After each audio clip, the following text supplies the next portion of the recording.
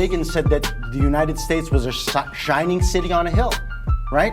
That's the basis of your guys' philosophy, right? What are you saying? I'm saying that this has been and has been forever a country of immigrants. Welcome back to the Skyfall Sessions. I am your host, John.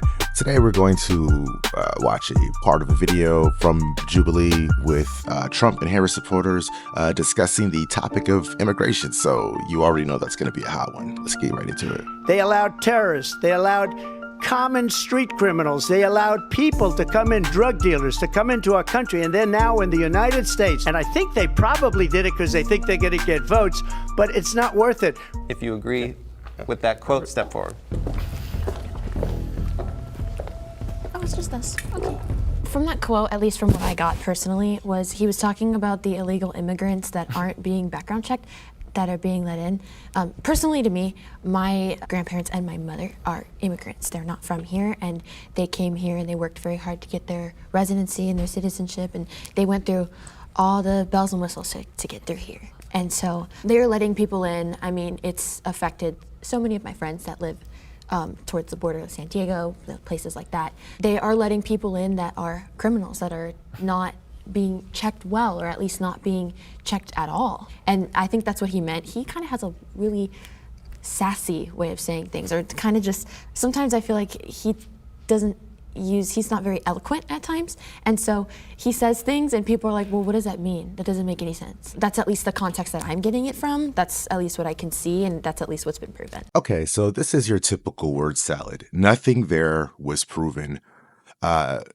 Undercutting your own candidate, in her case being Trump, and saying that because Trump isn't eloquent and can't explain himself well, therefore people don't understand what he's saying, absolves him in some way, or that proves that he is somehow correct, is simply incorrect.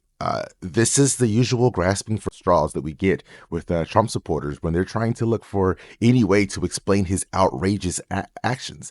And I think the more, or rather the less extreme these Trump supporters are, the more of a hard time they're having to exist within reality. Because I do think that the people who are in this discussion are people who want to have a real debate and affect real change. And I think they're probably generally good people who are horribly misled, in my opinion, with the Republican and specifically with the Trump rhetoric. So hopefully they can find their ways out of the culture the way I see it.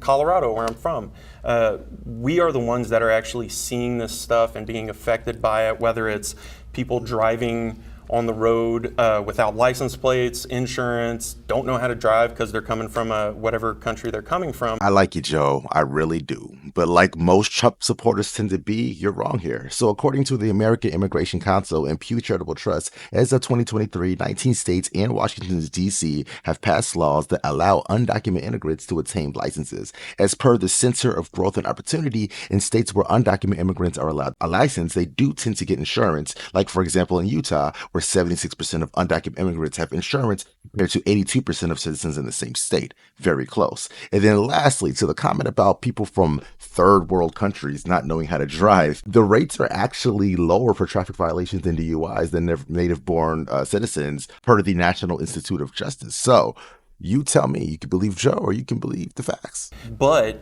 every single person that comes in here illegally is being counted in the census. When you count these people in the census, that's going to give people more house seats, I'm pretty sure. And right. I don't want to misspeak. No, hopefully right. A little truth bubble will pop up at the bottom.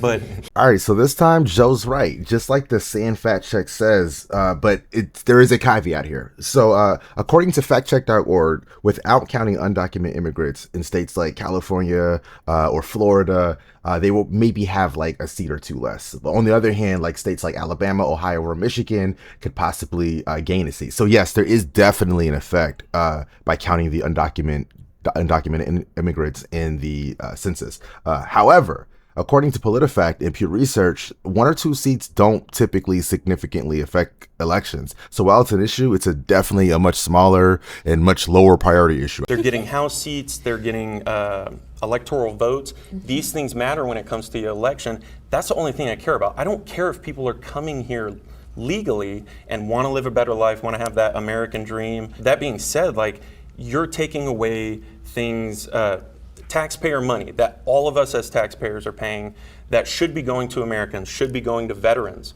Veterans are, make up, I want to say, less than 8% of the American population, and less than 2% of Americans join the military and volunteer to join our military forces. And the fact that we have homeless vets should not be a thing. And we're just giving this money to these people that come here illegally, don't play by the same rules. I see a lot of nods. Do you believe that this is an intentional strategy? You talked about like the sense, how it affects the census. Oh, yeah.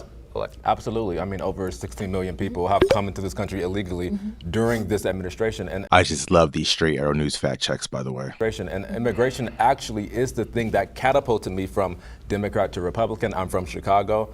And as you know, we have the migrant crisis, thousands upon thousands. We're talking 50,000 illegal immigrants that just hit our city. And I actually did vote for Biden. I'll whisper and say that, not that proud to admit it now. But I remember when they first turned a school in my area into a migrant shelter, and it was the Wadsworth Elementary School. And they also turned South Shore High School into a migrant shelter as well. When they did that, I remember the protest. I remember going to these community meetings that they have about how they're going to explain to you how immigrants need help. And I remember sitting there as a person who voted for Biden, and I'm just listening to these people, the aldermen, city council members, pro-immigrant groups. They come to lecture us black folk on the south side of Chicago. And they talk to us like we're stupid. These people are from Venezuela. They speak Spanish. They live in poverty. They need help. And that's why this facility in your neighborhood is being turned into a migrant shelter. So it's very frustrating with the Democrats is sort of lecturing this condescending tone that they use against you. I definitely don't see how it's condescending to let you know that other people need help. So I think that we have kind of gotten away from the idea of people helping other people. We're supposed to be community focused. We're supposed to have big hearts. We're supposed to try to help people where we can. And while that shouldn't to expand to everything political or everything economical, when it comes to on a human nature level, like what he's describing here, where the government is letting them know at a city council meeting that, hey, yes, these people need help. That's an issue that should be discussed. To not discuss it is simply silencing it, and that's wrong. I don't need to be lectured to about what people need. Black people in Chicago need help. Veterans, as you were saying earlier, they need help. Poor people need help. We have a lot of problems in our own community, and I respect people and I understand the passion and ambition behind people who come to this country. But to explain and lecture to me why I have to be quiet and accept it, that's never going to happen. I really dislike this framing, not because there aren't issues in the country. I actually agree with him on that part. I do think that we should be solving our own problems first. That doesn't mean that it can't happen concurrently. What bothers me the most about this is that he's implying that people are telling him to be quiet and accept it, when actually they're just telling him about a crisis that's going on, because that crisis is affecting our country. There is an immigration issue, and it does need to be regulated in some way. So if there are people coming to the state and they're undocumented and they can't just simply deport them normally, then of course they need to inform them about them. But that's not telling him to be quiet and accept it. That's telling him, hey, this is our current situation, and here is how you, as community people, can help affect change. So I might let some of the people on my side even talk about Biden's shift to the right when it comes to immigration, more deportations in the Trump administration. That's not something that I'm particularly passionate about. I don't really believe in removing people who are fleeing political persecution or looking for a better life for their families. What I would say to the people that are worried about vetting or worried about who necessarily is in this country is increase the pathway to citizenship. Not only should we be able to vet who these people are, we'll be able to add them and actually fully understand what they're here for, what their motivations are. And if you want to garner those voters, you gotta capitulate to those voters. Why would you do something so common sense? Why would you increase the pathways for immigrants to become citizens to the country? Not saying that America hasn't historically been a country full of immigrants. And plus, how are they going to run on this issue if we start fixing it? So, we can't do that, right?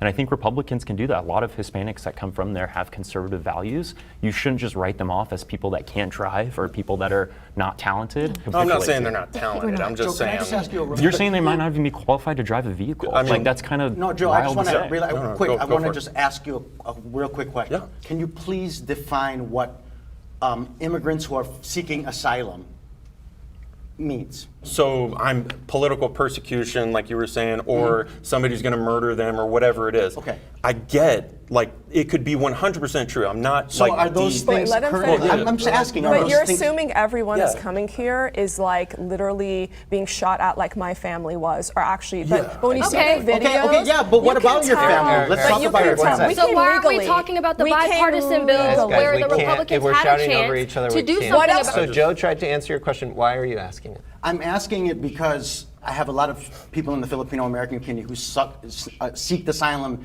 during the Marcos regime.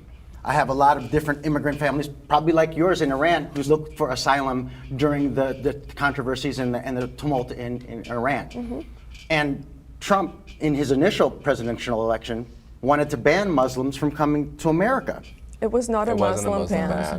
ban. It was It was not a travel Muslim ban. Muslim It was a countries. travel. It was Muslim, you're right. ban. It was Muslim shithole countries, our which is what question- he said. Just He going off said what you it. said, are they whole countries? Is Haiti or Somalia? Is Are that, you really going to classify? I'm just asking. The term third world is offensive to me, bro.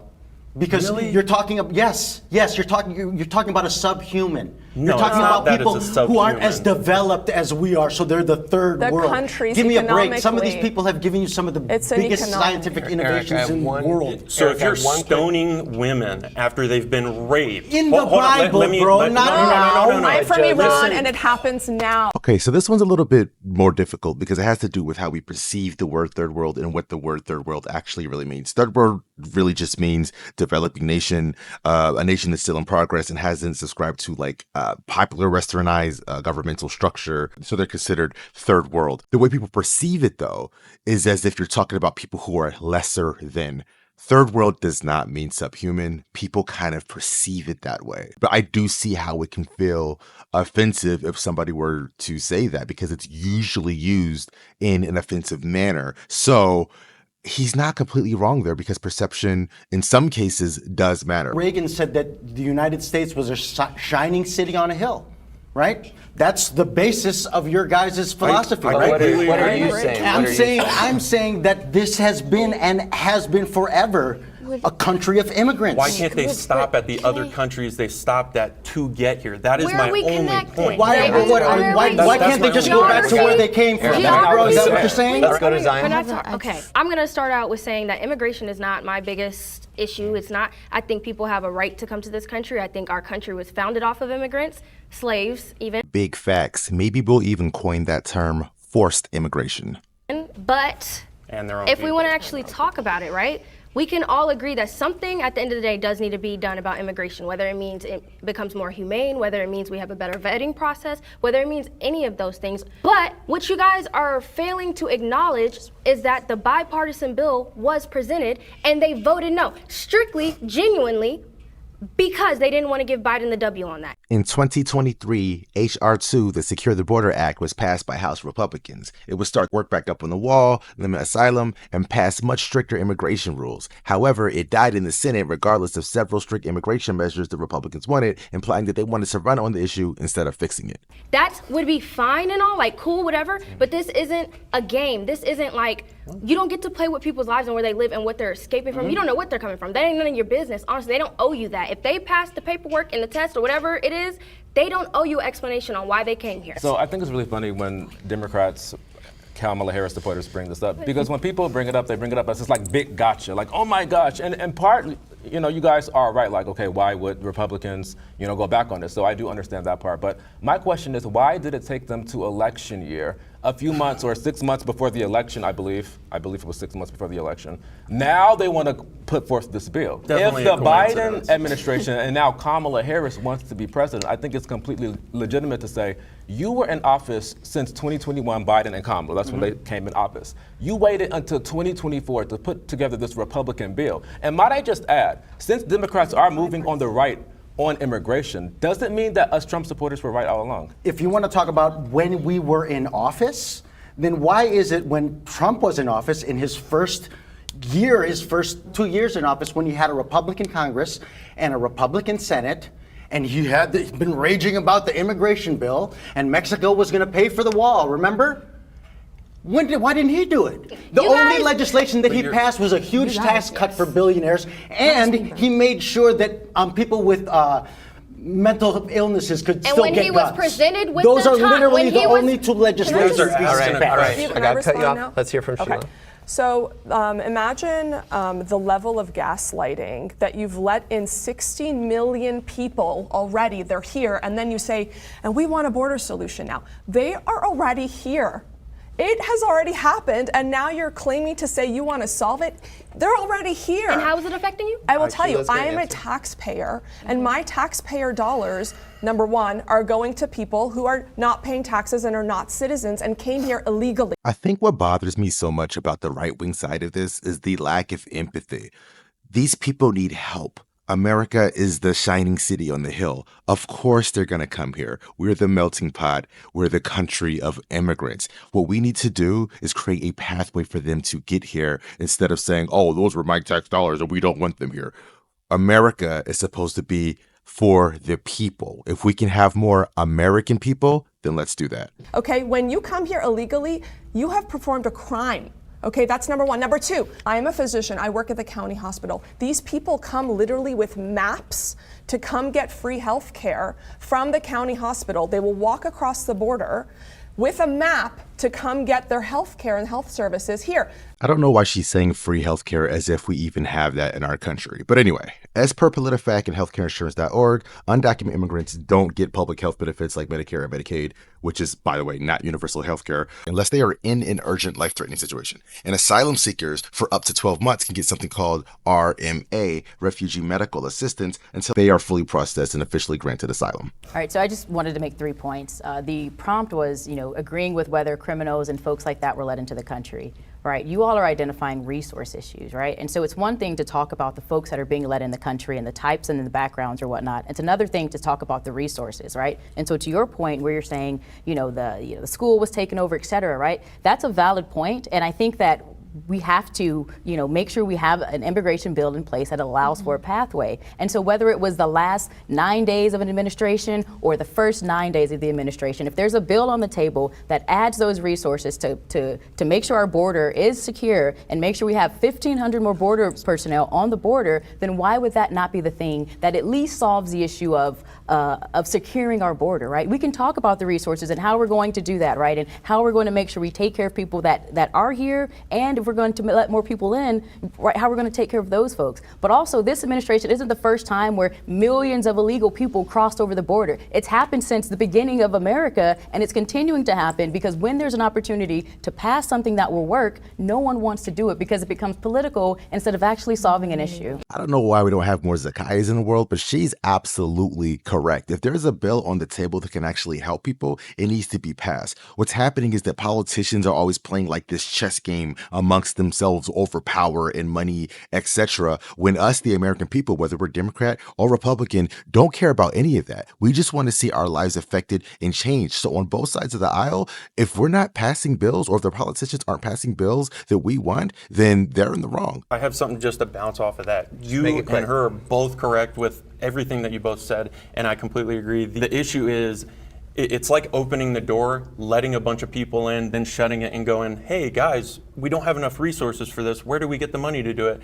And we're all just supposed to be taxed to all hell until everything gets paid for. And that's my biggest issue, as I'm not making millions of dollars every day. You know what I mean? I'm not a millionaire. I do private security contracting, and I work for the rich people, and I go in with MSNBC, CNN, Fox News, all these news agencies to these protests where all these issues are happening and nothing's being done. Anything that gets shown that could be crazy or wild to see on the news, certain news agencies aren't going to show you. So if I'm seeing this stuff in person and then I start seeing everything else online on YouTube, Fox News, whatever, CNN, doesn't matter, all I'm seeing is what they're showing me, because I can't just go to every single state, and go to the border, but I'm seeing actual Venezuelans, actual Haitian people, actual Somalians over in Greeley, Colorado, taking over every single job, and they're getting hired through these temp agencies